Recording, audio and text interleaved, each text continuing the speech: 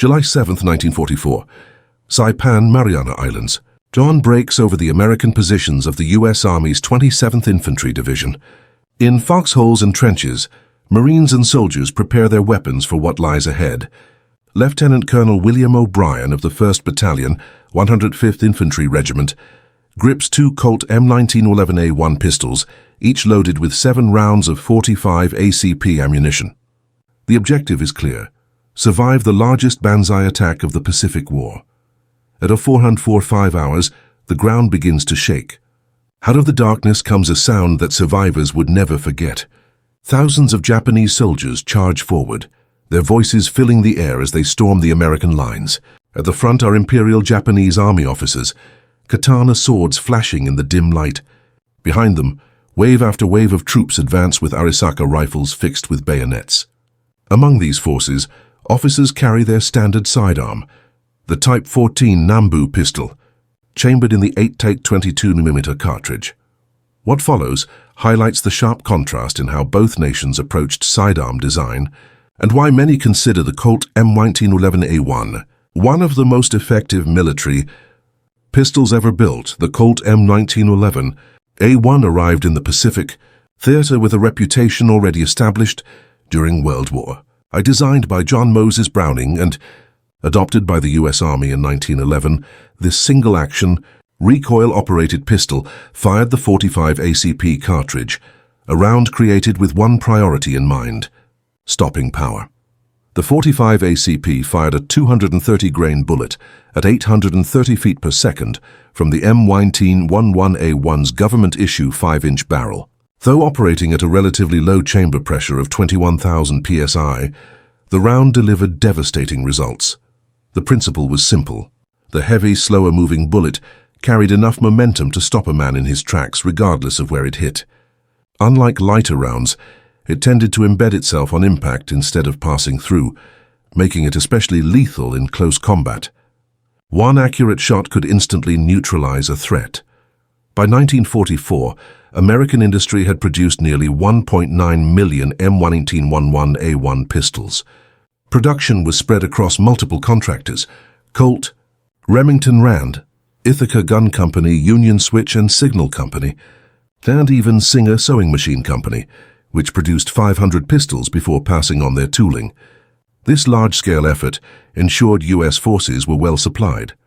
The Marine Corps, recognizing the importance of pistols in close fighting, increased their authorized sidearm allocation from 798 per division in 1942 to 1,778 per division by 1945.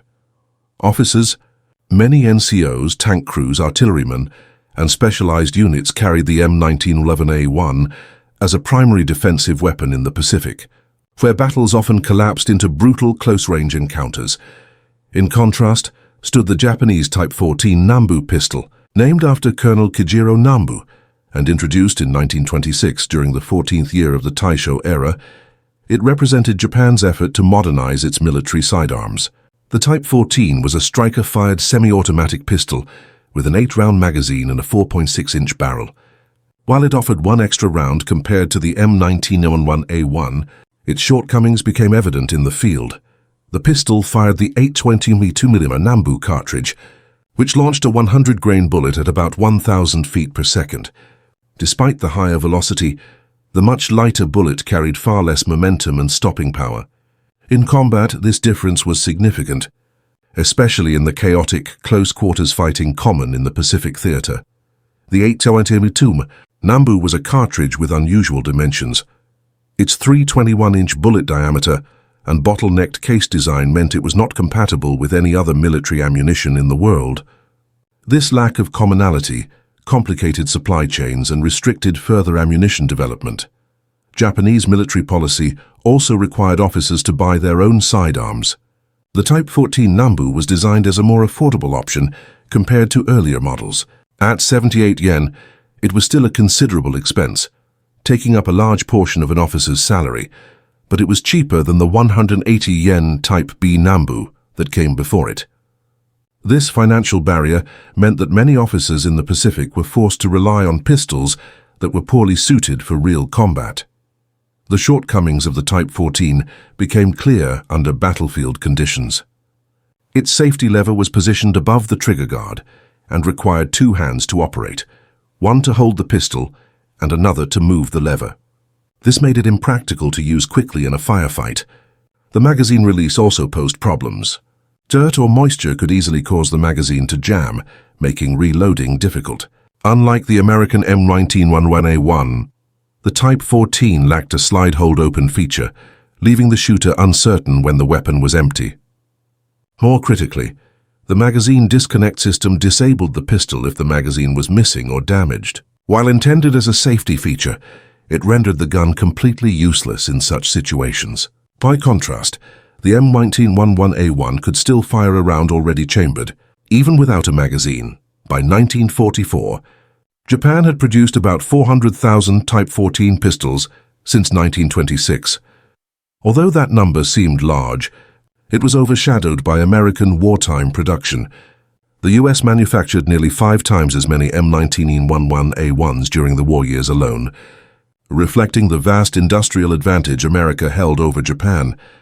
The morning of July 7, 1944, would highlight these differences in combat. Major McCarthy of the 27th Infantry Division recalled the Japanese Banzai assault as resembling a stampede, with attackers surging forward without hesitation. The charge followed a night of heavy drinking by Japanese soldiers, many of whom knew it would be their last battle. Lieutenant Colonel William O'Brien stood directly in the path of the assault.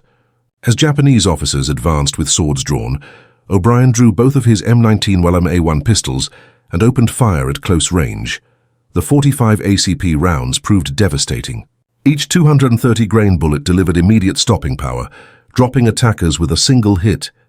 Even after he was wounded in the shoulder, O'Brien kept firing until he emptied both pistols, 14 rounds in total. His trust in the M1911A1's reliability was absolute. Its simple, rugged design allowed it to keep functioning in the dirt, blood and chaos of battle. When his pistols ran dry, O'Brien turned to a Jeep-mounted .50 caliber machine gun to continue the defense. His actions provided critical cover, allowing many of his men to retreat and regroup. When the Japanese finally overran his position, more than 30 enemy bodies were found nearby. Many felled by his precise pistol fire. The same battle also produced the story of Private Tom Baker. After exhausting his rifle ammunition, Baker relied on his M1911A1 as a last line of defense. When even that was spent, he used the pistol as a club until it broke apart on the advancing enemy. These accounts highlight not only the bravery of individual soldiers but also the stark difference in reliability and effectiveness between the American M1911A1 and the Japanese Type 14 Nambu. Wounded and unable to continue retreating with his unit, Baker was propped against a tree by his fellow soldiers. They lit a cigarette for him and placed a loaded M1911A1 in his hands, holding 7 rounds in the magazine plus 1 chambered. When Baker's body was later recovered, the pistol was empty beside him, and 8 Japanese soldiers lay dead in a rough circle around his position. Each round had found its target, showing both the weapon's precision and the devastating effect of the 45 ACP cartridge in trained hands. This was not an isolated event. Across the Pacific Theater, the M1911A1 consistently proved itself in combat. During the Guadalcanal campaign in 1942-1943, a dramatic incident occurred at a division command post when a Japanese officer with a sword, supported by 2 riflemen, charged Admiral Archer Vander. Marines armed with M1911A1 pistols stopped the attackers at close range, with the 45 ACP rounds halting them even in full charge. The effectiveness of the 45 ACP was deliberate. It had been created in response to U.S. military experience during the Philippine insurrection from 1899 to 1901. American troops armed with 38 long Colt revolvers had faced Moro tribesmen, who often continued fighting even after multiple close-range hits. The poor stopping power of the smaller cartridge led the military to demand a 45 caliber handgun round. The 1904 Thompson-Lagarde tests, which studied the performance of different cartridges on animals and cadavers, confirmed that only 45 caliber could deliver reliable stopping power. The result was the 45 ACP cartridge. Fired from the M1911A1, it could incapacitate an opponent regardless of where it struck, unlike smaller calibers that might wound without immediately disabling. Its psychological effect was just as important.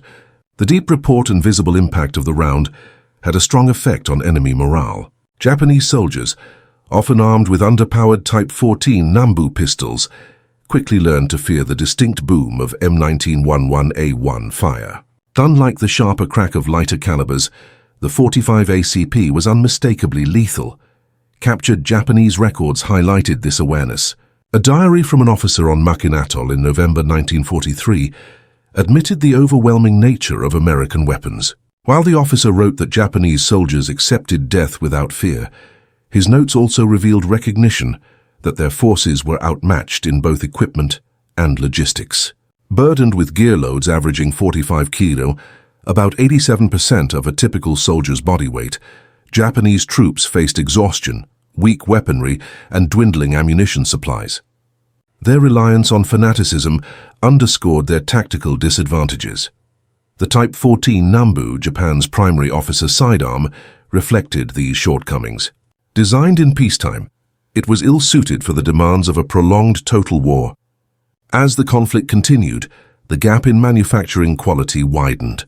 American M1911A1 production maintained high standards, with parts interchangeable across different contractors and Parkerized finishes replacing bluing for durability. Grips were changed from walnut to plastic to accelerate production, but reliability was never compromised. In contrast, Japanese Type 14 production declined. Late-war pistols from the Toriyamatsu factory had plain wooden slab grips and showed poor fit and finish, the result of resource shortages and Allied bombing. Some were still being produced as late as February 1945, even as American forces closed in on the home islands. Ammunition supply told a similar story. The US manufactured vast numbers of standard 45 ACP cartridges with consistent performance and developed special variants such as the M12T23 shot cartridge for survival kits. Containing birdshot in a wax paper projectile, it allowed downed aircrew to hunt small game. An improved M15 version later offered better weather resistance. Japan, however, struggled to produce enough of its unique 822mm Nambu cartridges. Their non-standard dimensions prevented substitution with captured ammunition, and severed supply lines made resupply nearly impossible. Type 14 pistols thus became increasingly difficult to keep in service. Finally, American pistol training reinforced the M1911A1's battlefield success. US troops received extensive instruction in handgun marksmanship, with emphasis on its dual role as an officer's primary weapon and as a backup when rifles or submachine guns failed. This combination of powerful ammunition, reliable design, ample supply, and effective training made the M1911A1 one of the most respected sidearms of the Second World War. The single-action trigger of the M1911A1 provided a consistent pull that supported accuracy, while the solid steel construction added weight to help manage recoil from the powerful 45 ACP cartridge. Japanese training, on the other hand, placed emphasis on traditional warrior practices such as swordsmanship and bayonet fighting. Though effective in close combat, these tactics required closing distance with the enemy, something that became increasingly difficult against American troops. Armed with superior firepower, the Type 14 Nambu was often seen more as a symbol of authority than a reliable combat weapon, with many officers receiving only limited instruction in its use. In contrast, the M1911A1 built a reputation for reliability under extreme conditions, earning the trust of veterans across the Pacific theater. The pistol performed in the mud of Guadalcanal, the coral dust of Tarawa, the volcanic ash of Iwo Jima, and the rain-soaked fields of Okinawa. Its simple, sturdy design meant that with basic field maintenance it remained functional. Even in the harshest environments, stories of the M1911A1's dependability spread widely among Marines and Army units. Pistols that had been submerged in salt water, buried in sand, or even dropped from aircraft continued to work with little care. Critics sometimes pointed to its loose tolerances as a drawback for accuracy, But these same features allowed the weapon to keep firing when clogged with dirt and debris, an essential advantage in Pacific battles. The Type 14 Nambu, however, suffered from well-known magazine issues. Tight tolerances combined with its magazine disconnect feature often caused the pistol to fail when exposed to mud, sand, or salt water. Unlike the M1911A1, which could be quickly field stripped and cleaned with simple tools, the Nambu required more complicated maintenance that was difficult to carry out in combat. By late 1944, as American forces prepared for the invasion of Japan, the gap in small arms performance was clear. U.S. units carried M1911A1 pistols, refined through 3 years of combat experience. Adjustments based on battlefield feedback improved ergonomics and reliability, while high production quality was maintained despite mass manufacturing. Japanese forces, by contrast, suffered from shortages of ammunition, spare parts, and even standard weapons. Many late-war units relied on outdated models, captured arms, or hastily made equipment of declining quality. The Type 14 Nambu, after 18 years of service, had failed to adapt to modern combat requirements. The Battle of Okinawa in April 1945 marked the ultimate test of these weapons. Over 82 days of fierce fighting, U.S. forces confronted Japan's most determined resistance of the war. Okinawa, seen as the last major defense before the home islands, was defended with extreme determination. American losses exceeded 12,000 killed and 36,000 wounded, while Japanese casualties were devastating, 70,000 military deaths and between 100,000 to 150,000 civilian losses. The difference in weapon effectiveness was a critical factor in this outcome. U.S. Marines and soldiers equipped with the M1911A1 could engage threats at close range with confidence in their pistols' reliability and stopping power, while Japanese troops faced the limits of the Type 14 Nambu in the most decisive battles of the Pacific War. The psychological effect of the M1911A1 on Japanese forces was significant. Captured documents and post-war interviews revealed that Japanese soldiers developed strong respect for American firepower, particularly the devastating .45 caliber. The distinct sound of the M1911A1 became associated with instant lethality, influencing both morale and battlefield decisions. As American forces prepared for Operation Downfall, the planned invasion of Japan in November 1945, planners anticipated heavy urban combat. In such conditions, sidearms would be critical, and the M1911A1's effectiveness in close-quarters fighting made it indispensable. The war ended with the atomic bombings of Hiroshima and Nagasaki before the invasion could occur, but the pistol's reputation was already secured. From the trenches of France to the islands of the Pacific, it had proven itself in the harshest battles. Post-war studies showed the vast gap between American and Japanese arms production. The U.S. produced nearly 2 million M1911A1 pistols during the war, while Japan built just over 400,000 Type 14 pistols across 2 decades. This 5-to-1 production advantage reflected America's broader industrial strength, which played a decisive role in victory. The .45 ACP cartridge, proven in Pacific combat, remained in use by U.S. Special Operations long after the M1911A1 was retired as the standard sidearm. Its stopping power was unmatched in close-quarters engagements, where immediate results were necessary. Meanwhile, Japanese weapons such as the Type 14 Nambu became popular war trophies among American soldiers. Its unique look and connection to enemy officers made it collectible, despite its weaker combat performance. Many veterans returned home with these pistols, often unaware that their own sidearms had been vastly superior throughout the conflict. The difference between the M1911A1 and the Type 14 Nambu was more than design. It highlighted fundamental contrasts in industrial ability, tactical thinking, and approach to modern war. The American pistol was the result of systematic development, informed by past conflicts and supported by large-scale production. The Type 14 Nambu, while an improvement over earlier Japanese sidearms, was limited by Japan's late entry into industrialization and its restricted resources. Its shortcomings reflected broader military challenges, poor logistics, falling production quality, and reliance on fighting spirit over advanced technology. For U.S. troops in the Pacific, the M1911A1 was more than a weapon. It gave confidence in equipment superiority. Knowing that their sidearm could stop threats with a single shot influenced both morale and tactical choices. In life-or-death moments, this assurance often determined survival. The M1911A1's legacy in the Pacific extended well beyond specifications or production numbers.